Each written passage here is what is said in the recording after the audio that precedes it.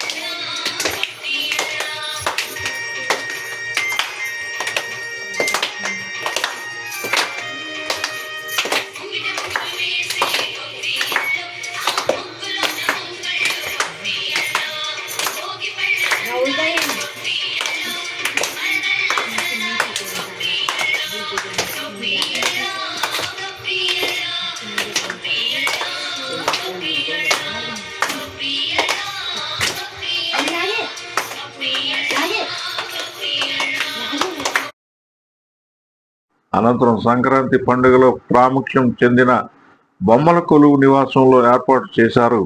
మన సంస్కృతి సాంప్రదాయాలు మరుగున పడుతున్న తరుణంలో భావితరాల వారికి తెలియాలనే ఉద్దేశంతో ప్రతి సంవత్సరం వారి నివాసం వద్ద బొమ్మల కొలువు, గొబ్బెమ్మలు, రంగవల్లులు ఏర్పాటు చేశారు. ఈ సందర్భంగా కొండెటి హైమావతి మాట్లాడుతూ,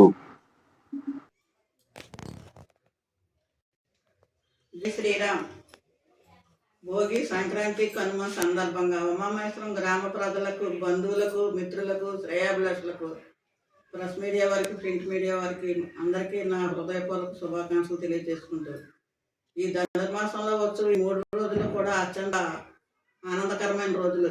ఈ రోజుల్లో ప్రజలందరూ కూడా సుఖ సంతోషాలతో అందరూ ఒక సొంత గ్రామాలకు చేరుకుని జాబ్ నిమిత్తం వేరే వేరే గ్రామాల్లో ఉన్నా కూడా ఈ 3 రోజులు ఎవరి గ్రామంలో ఎవరింటికి వారు చేరుకుని పిండి వంటలతోటి, అన్నిటితోటి కళకళలాడుతూ, అల్లులతో, కొత్త అల్లులతోటి, కొత్త ఆడపడుచులతోటి, అందరితోటి కూడా అత్యంత ఘనంగా జరుపుకునే పండుగ ఈ ధనుర్మాసంలో వచ్చే భోగి, సంక్రాంతి, కనుమ.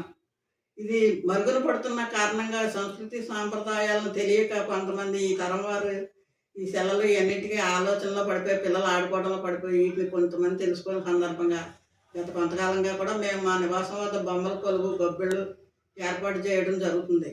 దానిలో భాగంగా ఈరోజు భోగి సందర్భంగా బొమ్మల కొలువు, గొబ్బెమ్మలను ఏర్పాటు చేయడం అనేది.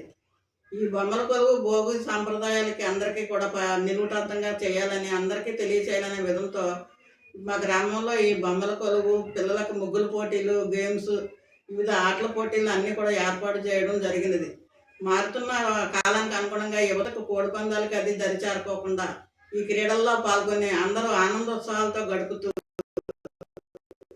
రకరకాల పిండి వంటలతో ఉల్లాసంగా, ఉత్సాహంగా జరుపుకోవాలని కోరుకుంటున్నాను. జై శ్రీరామ్.